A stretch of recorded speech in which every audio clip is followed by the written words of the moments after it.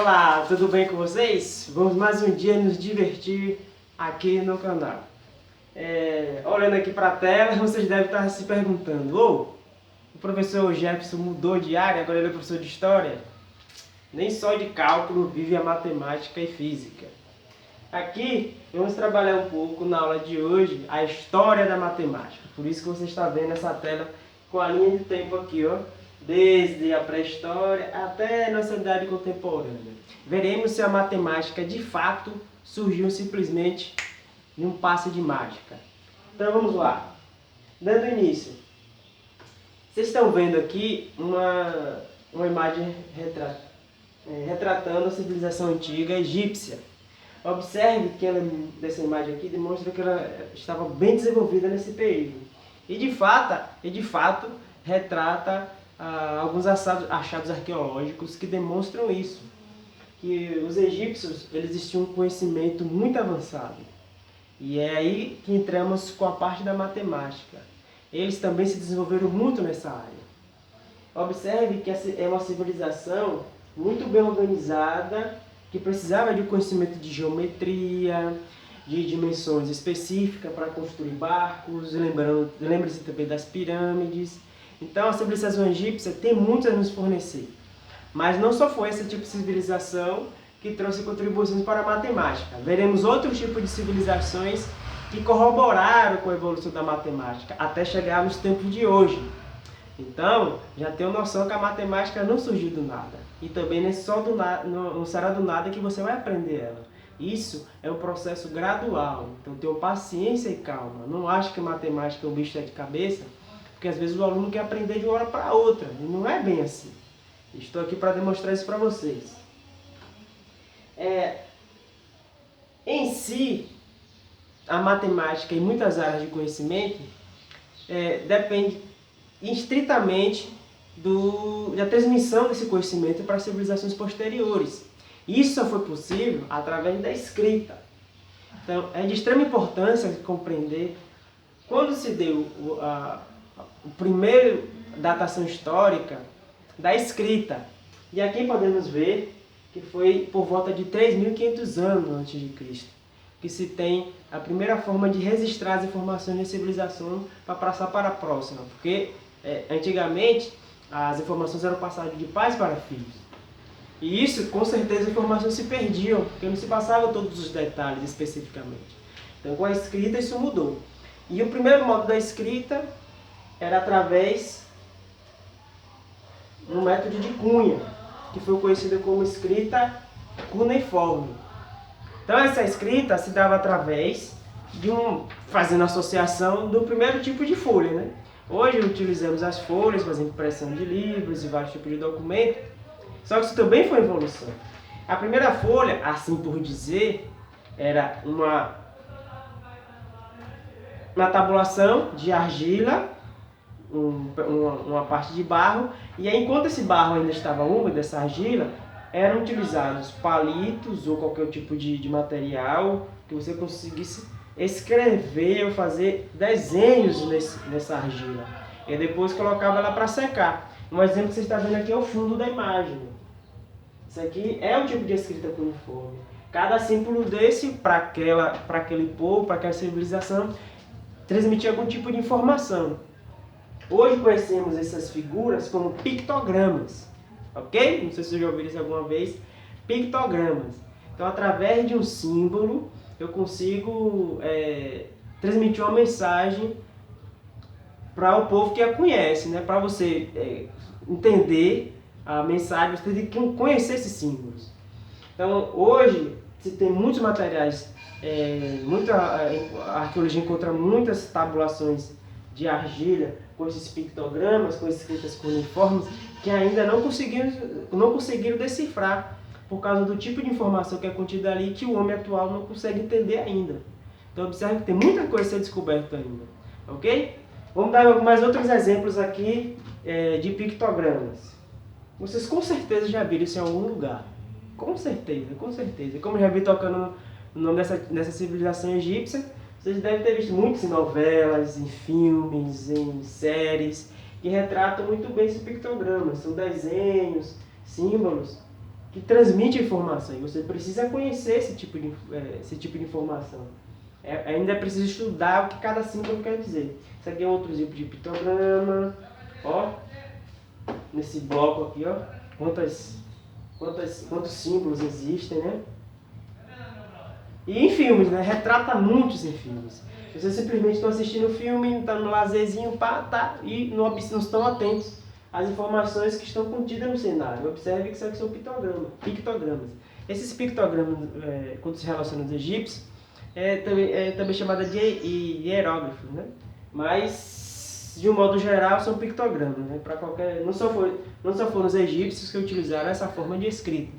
Vários outros tipos de povos utilizaram também o pictograma para registrar o que eles estavam, naquele dado momento, estudando e aprendendo, né?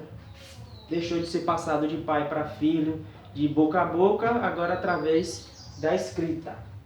Mesmo que seja rudimentar, mas foi eficiente, que hoje temos muitas informações sobre aqueles povos antigos. E o que isso tem a ver com a matemática? Muita coisa a ver.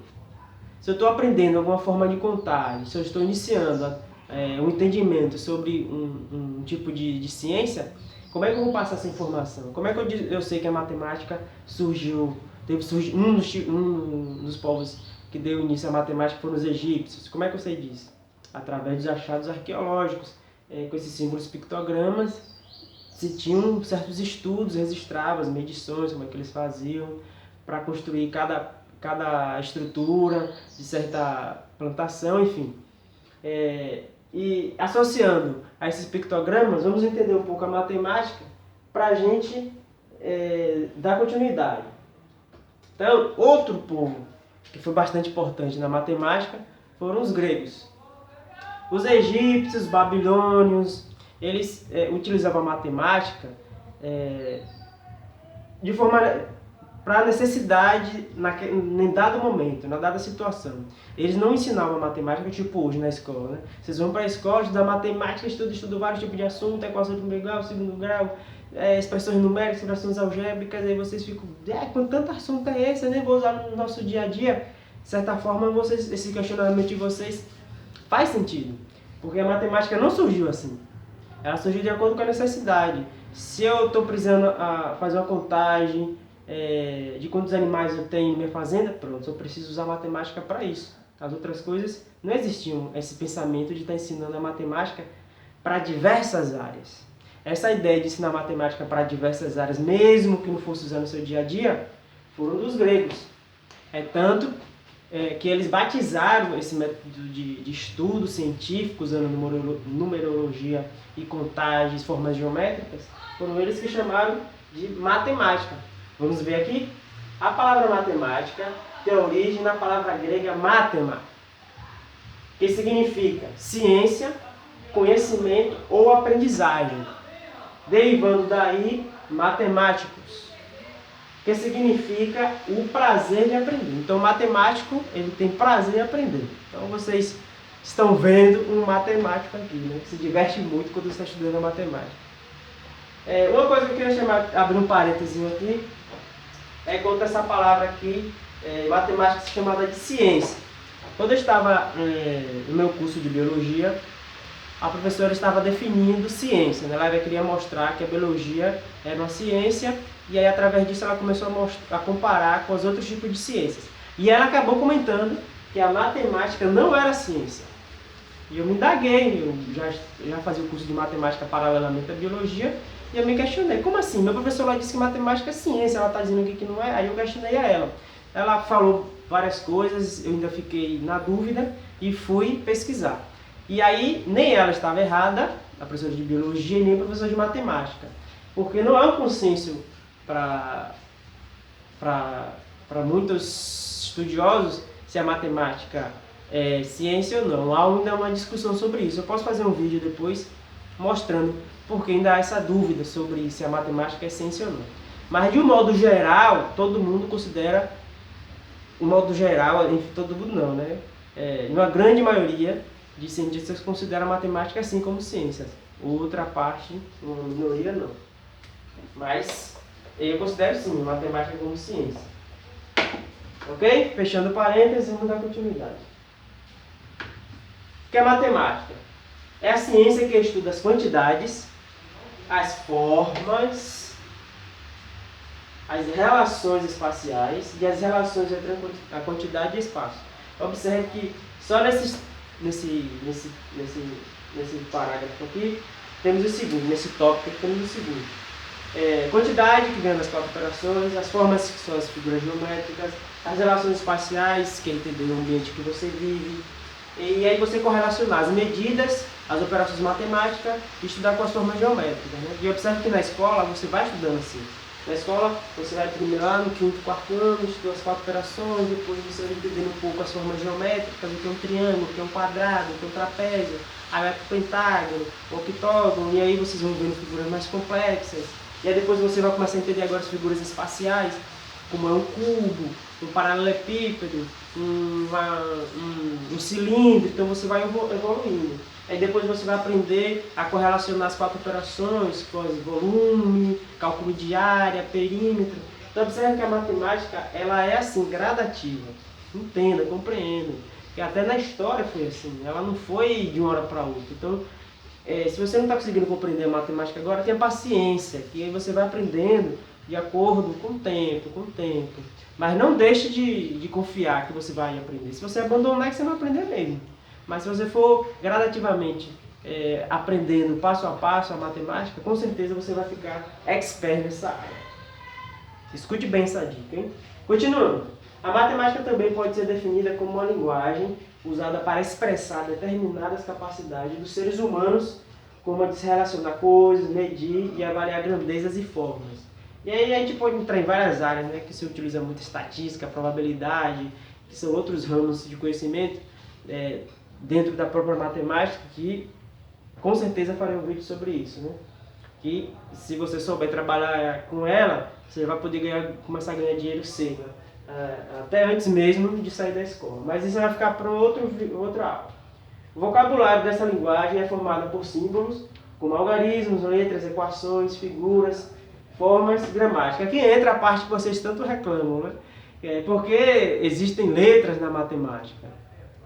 Com o decorrer do tempo, vocês vão compreendendo melhor a necessidade de existir o alfabeto dentro da matemática. Não só o alfabeto, né? O alfabeto que utilizamos aqui, mas também outros alfabetos de outras civilizações, como o alfabeto grego, que é tanto usado na geometria. A matemática começa quando o homem inventa os números para contar. Vamos entender um pouco esta história? Então, o conceito é, quando eu comecei a contar, a gente chama de matemática. Antes, as civilizações antigas, como os egípcios, babilônios, maias, eles não sabiam o que estavam contando, de certa forma, né? Eles apenas estavam usando a matemática por associação, por símbolos mais simples, e eles não sabiam o que estavam contando, né?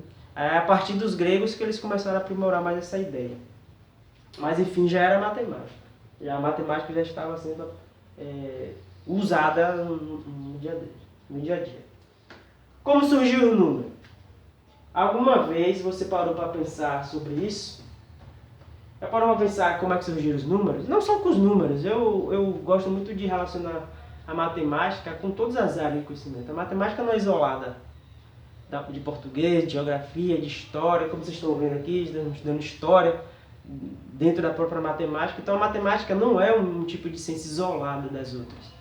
A matemática está dentro de todas as disciplinas, pode ter certeza, eu comprovo para vocês. Matemática está dentro de todas as disciplinas, história, geografia, biologia, artes, enfim. Pode falar qualquer tipo de disciplina aí que a gente discute matemática dentro dela. Claro que usam mais matemática, física e química, biologia usa um pouquinho e outras usam menos, mas matemática está inclusa em todas as áreas, ok? Então, certamente você já imaginou que um dia alguém teve uma ideia genial e de repente inventou os números. Mas não foi bem assim, ok? A descoberta dos números não aconteceu de repente. Nem foi uma única pessoa responsável por criar os números. Veremos isso. O número surgiu da necessidade que as pessoas tinham de contar objetos e coisas. Com o passar do tempo, esse sistema foi se aperfeiçoando, até dar origem ao número, que tanto vocês estudam hoje, né? Mas isso foi um período muito longo. Observe que as escritas cuneiforme, por pictogramas, são datadas mais ou menos 3.500 anos antes de Cristo. E aí, através do pictograma, eles começaram a registrar os tipos de contagem, como é que eles associavam as contagens para os animais, para as plantas, para as terras que eles tinham. E aí foi se aprimorando. Então, bote aí uns 5.000 anos aí que a matemática vai se desenvolvendo. E até hoje, estamos aprendendo a usá-la. Então era assim, eu não tinha números, eu não tinha um, não tinha dois. Nessa época aqui, imagina 2.500 anos antes de Cristo. Os pastores de ovelhas saíam para levar seus rebanhos para dar alimentação, ou levar um poço que era distante da casa deles para dar água de beber, e eles saíam com muitas ovelhas. E aí um dia um pastor se perguntou: eu fui com uma certa quantidade de ovelhas, como é que eu sei que eu retornei com a mesma? E ele teve uma brilhante ideia de usar pedras para associar. Cada pedra dessa correspondia a uma ovelha.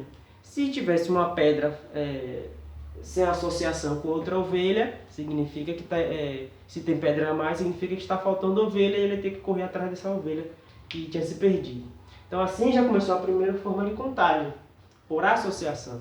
Aí criou a simbologia, né, usando pedra, mas existem nos pictogramas registros que se utilizavam gravetos de árvores, utilizavam ossos de animais, enfim, isso aqui é uma variedade de estudo dentro disso. Mas observe que há 2.500 anos atrás já se usava a matemática de uma forma, vamos dizer assim, arcaica, mas para aquele momento era eficiente. E os egípcios, como é que eles conseguiam construir essas pirâmides tão bonitinhas e perfeitas, se não existia uma forma de medição? Então essa aqui foi a primeira forma de medição. Isso parece com o quê?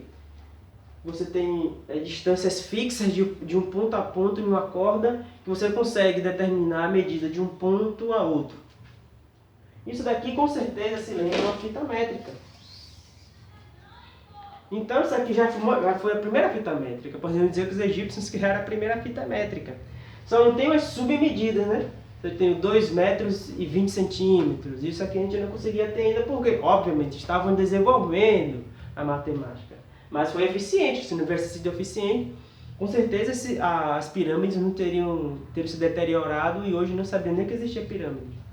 E hoje, muita ciência há dentro das pirâmides. Que pode ter certeza, se você for fazer uma pesquisa mais aprofundada, você vai perceber que tem muitas coisas ainda correlacionadas às pirâmides que o homem não sabe explicar.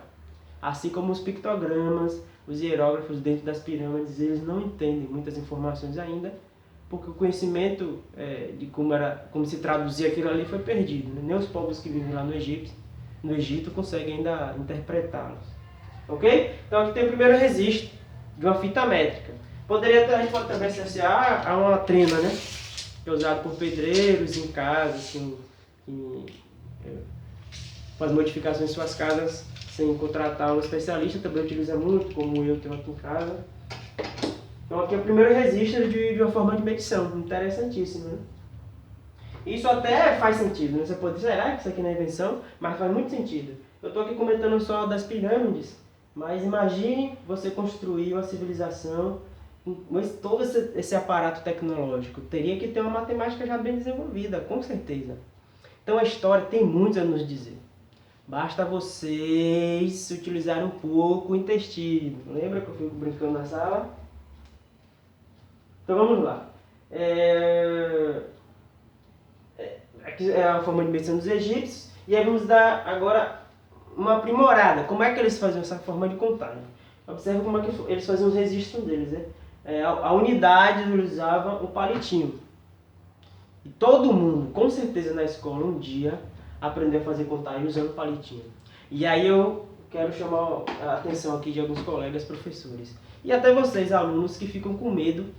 Já peguei alunos com medo de estar fazendo a contagem palitinho. Porque algum professor já recriminou ele, já condenou o aluno por estar usando o palitinho na forma de contagem. E não é um método errado. É um método utilizado pela civilização antiga egípcia. Então, professor, Não condene seu aluno se ele está usando o método palitinho, ele está correto. Se uma forma de ele entender a matemática usando o palitinho, deixa ele usar. Um dia ele vai conseguir compreender, ele vai evoluir. Isso que eu estou falando, a matemática é como nossa mente, ela vai evoluindo com o passar do tempo. Com certeza esse menino vai usando palitinho, vai chegar um momento da vida dele que ele vai perceber que vai precisar usar outros métodos, mas o método do palitinho não é errado, não é extra matemática, é matemática usar palitinho. Então você, aluno, se algum professor um dia falar com você, chame ele no canto, converse com ele de uma forma amigável e explica a ele, ó professor, o método do palitinho é uma forma antiga de fazer contagem, então não é errada não. E aí o professor, ele vai, se você falar com ele sem ser arrogante, ele vai compreender e vai te apoiar, pode ter certeza. Talvez se o professor ele não tenha esse link informativo de que palitinho era um tipo de contagem, né? Talvez ele não compreenda isso. Outra coisa que hoje nas escolas, atualmente, na nossa cidade de 2020, só ensina o sistema egípcio como uma curiosidade, mas na minha época, quando eu estudava no 5º, 6º ano, eu tinha que aprender a converter, sei lá, 1.930.000, não sei o que, unidades para egípcio. A gente tinha que converter. Era um trabalho terrível, a gente tem que desenhar a flor de lótus. Nossa, minha flor de lótus era terrível. E desenhar o homem, pelo amor de Deus, né? Era bem complicado fazer as conversões, mas a gente na escola treinava muito isso. Hoje não, hoje só ensina como método de curiosidade, vocês não precisam mais estar convertendo. Mas eu acho isso correto, né? Não é necessidade de vocês estarem se acabando fazendo isso aqui, sendo que vocês não utilizam. Mas saber que existiu, isso eu apoio. Tem que ensinar sim, os professores têm que ensinar que existiu essa forma de contagem, mas não cobrar em prova, né? Isso não apoio não. O que se cobra em prova hoje, além do nosso sistema de unidade de medidas e de contagem, é também o sistema de contagem romano, que são chamados de números romanos. Isso se cobra bastante nos 5º e 6º anos, né? Então, vocês estão bem, vamos dizer, conhecedores dessa área da parte dos números romanos, porque a escola hoje cobra bastante, né?